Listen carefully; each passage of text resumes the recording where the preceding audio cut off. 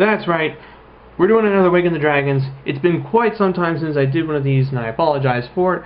And this subject isn't even going to be the one that I originally planned on doing, which was unknown things about dragon rulers and things that you should keep note of. Instead, I'm actually going to talk about gnats today, because it's coming up, and for better or for worse, it's going to be quite the entertaining show.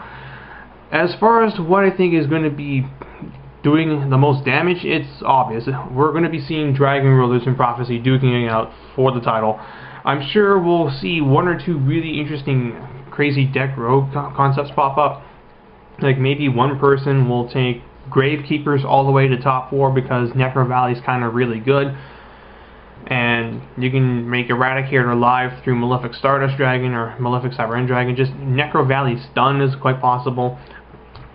And I'm sure there will be some Evil Swarm decks in the top, but probably not as many as people think they are, because the deck just really is not doing as well as initially perceived. And honestly, if I were to be an Evil Swarm player going into this event, I honestly feel like I would have a chip on my shoulder and a point to prove that this deck can do stuff. How it will do so, I don't know. I'm pretty sure there's a good chance that any Evil Swarm deck that tops is going to be because it's running main deck stuff like Eradicator and Iron Wall, Deck Lockdown, Safe Zone, Forbidden Dress, Forbidden Chalice, Forbidden Lance. Like, there's a lot of things I could do to Evil Swarm and not have enough deck space for it all. But if I were to be the go again, I would probably lean towards teching this deck for the Prophecy matchup than the Dragon Ruler matchup, because you already got a pretty decent Dragon Ruler matchup. It's not 100% in your favor. In fact, I'd say it's more like it's more closer to 50-50 than people are willing to admit. But the Prophecy matchup is actually not as good for Evil Swarm as it used to be. Now that the deck is starting to drop Priestess and focus more on Kaiku, Jowgen, and Spellbook Magician as their only monsters,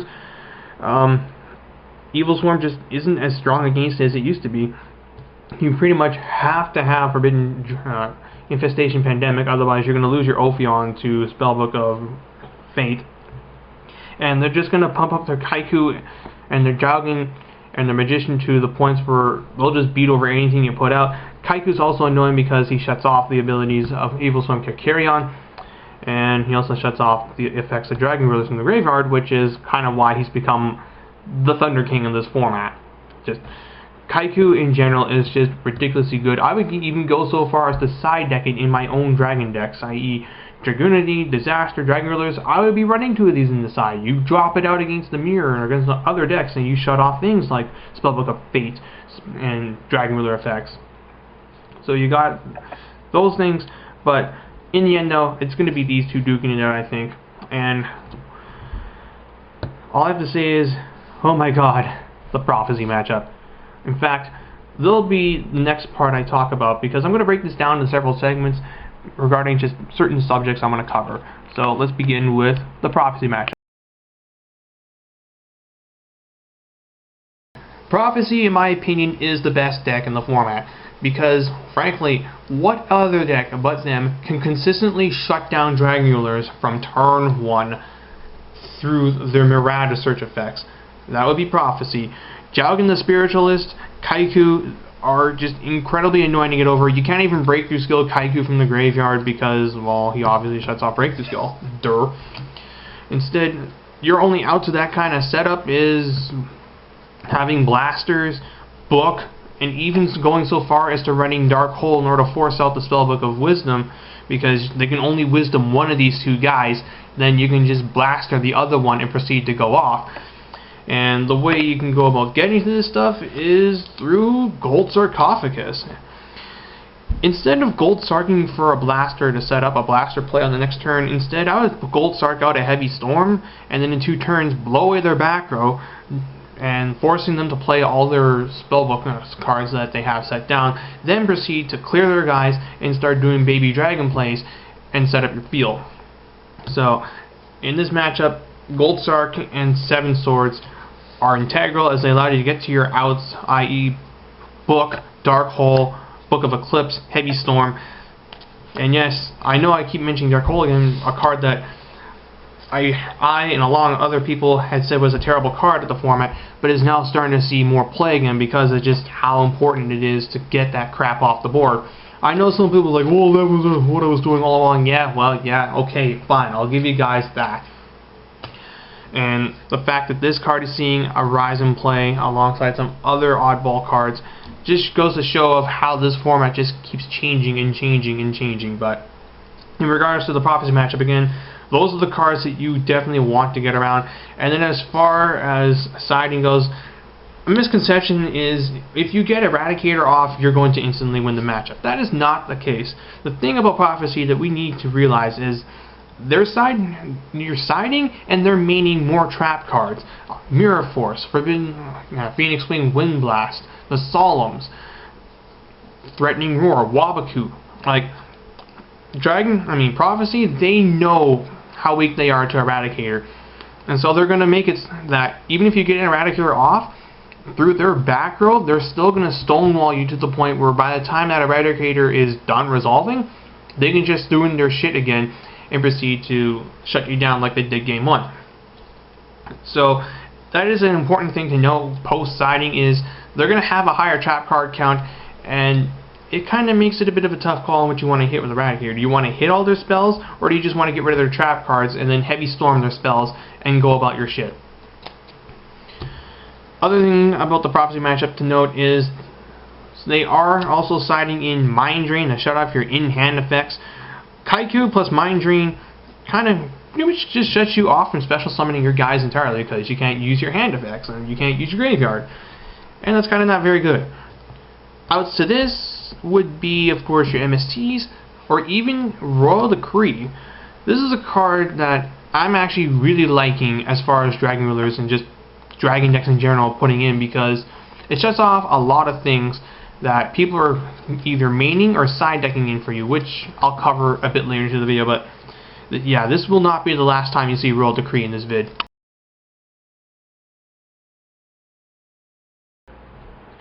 So now that we got the big thing out of the way, I want to talk about two other decks that you'll probably be seeing a fair bit of at Nats, and one of which is this just flat out anti-meta, and by that I mean the one deck that popped up on Shriek a couple times and people have just taken a real liking to, and that's Kaiku Fossil Dyna Cyber Dragon dot deck. This is just a flat out hard anti-meta against a format type of stun deck that through these three shuts down the big three.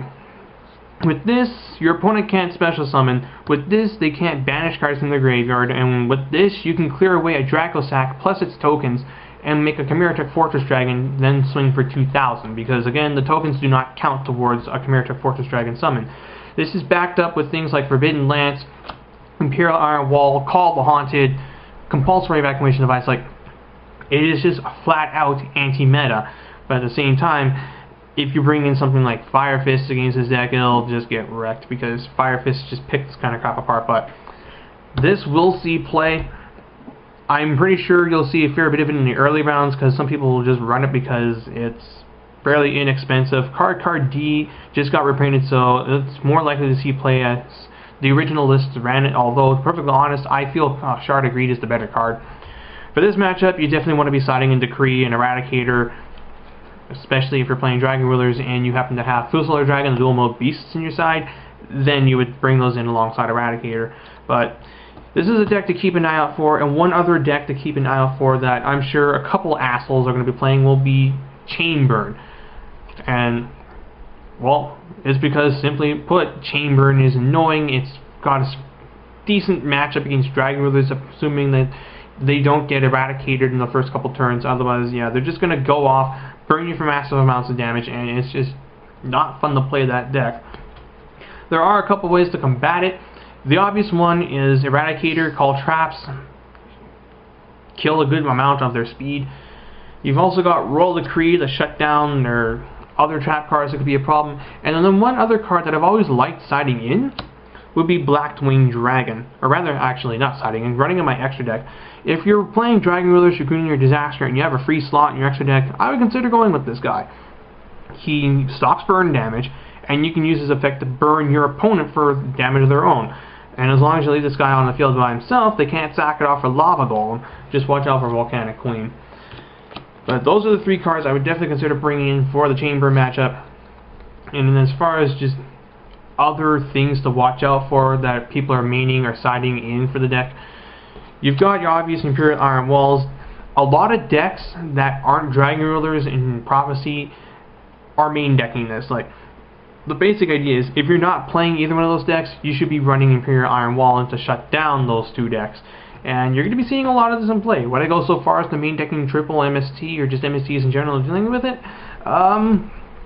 Not in the case of Dragon Rulers, perhaps in Disaster, but it is something you need to watch out for. If you decide to main deck it in your own Dragunity deck, which is something I'm still on the fence about, I would go no more than 2, but to be perfectly honest, I think I would probably cut these entirely and just focus more on actual removal, bottomless, compulse, lances, dresses, what have you.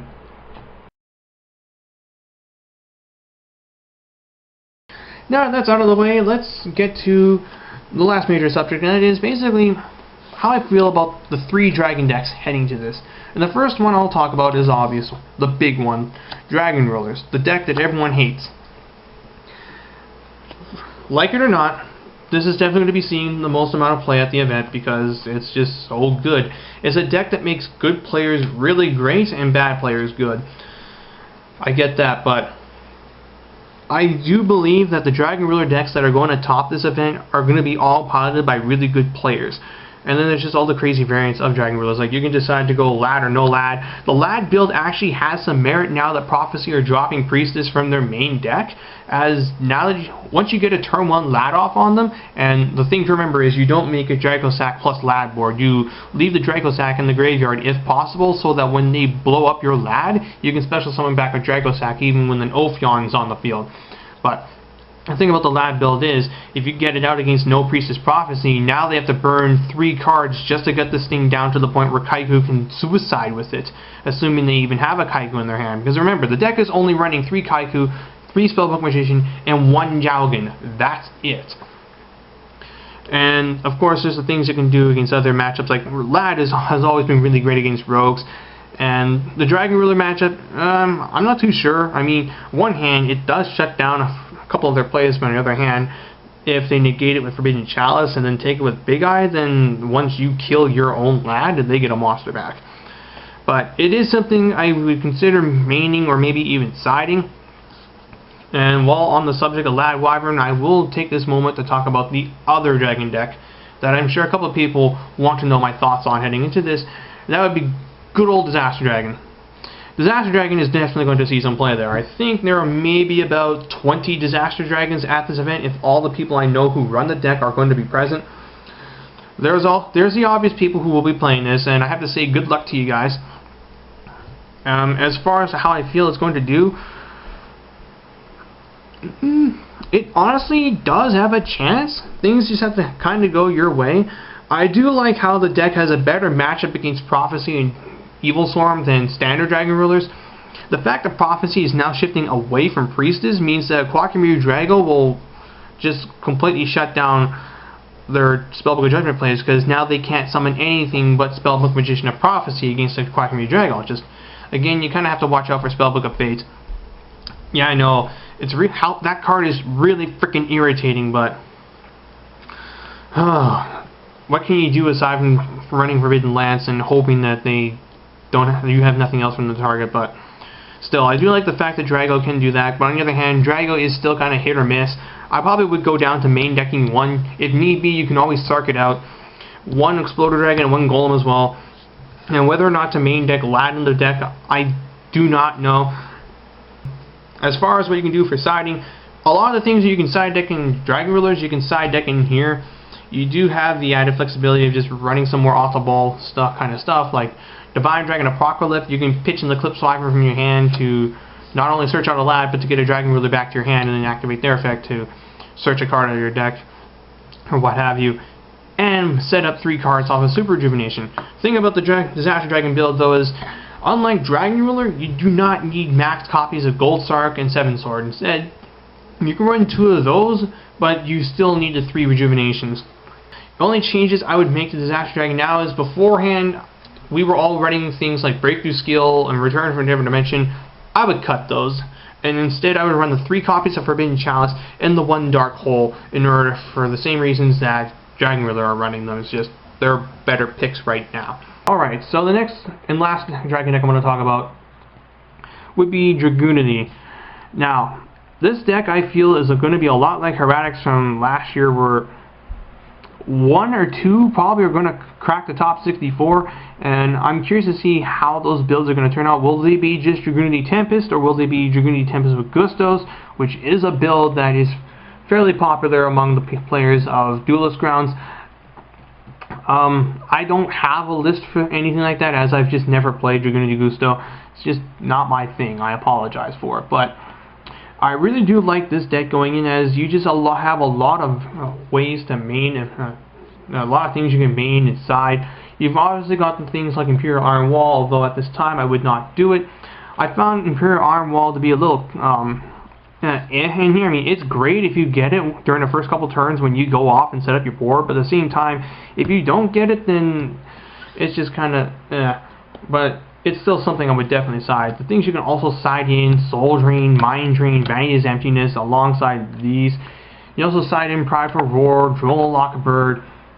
You can side in Puppet Plant to take their Jowgen, pitch a card, blow it up because it was special summoned through a card effect.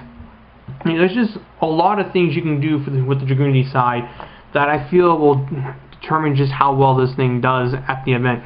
And if I were to go to the Nationals, I probably would end up playing this deck, as I just feel the most comfortable with it compared to all the other Dragon decks. I've been playing with this since the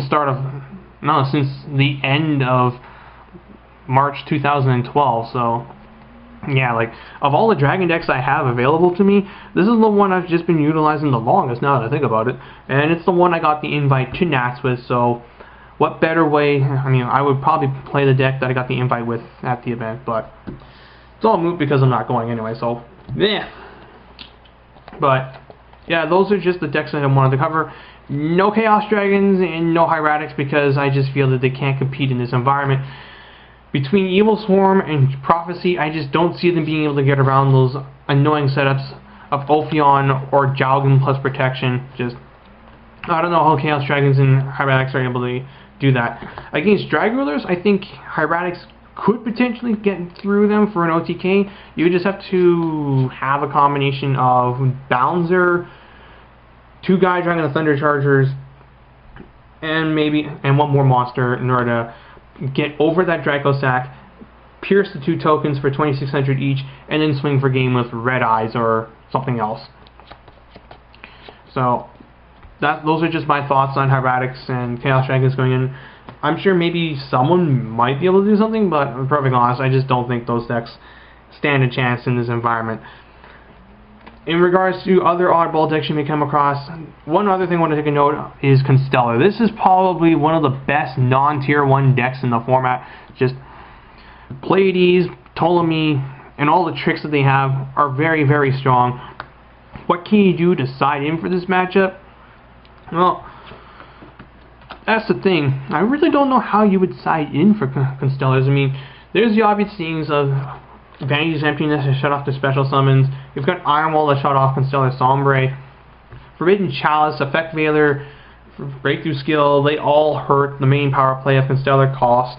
And the thing about that play I want to quickly go over is a Constellar player will go Pollux, Cost.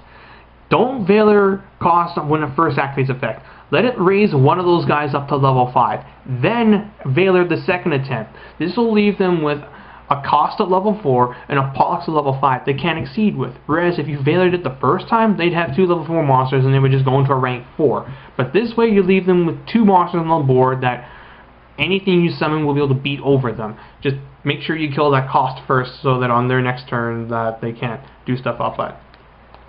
Otherwise, I do think that Disaster and Dragunity probably have a better Constellar matchup than Dragon Rulers, although once you get Skill Drain out, then it becomes much more one-sided because they can't do anything if they can't go into their Xyzes, and Skill Drain actually stops Constellar Pollux.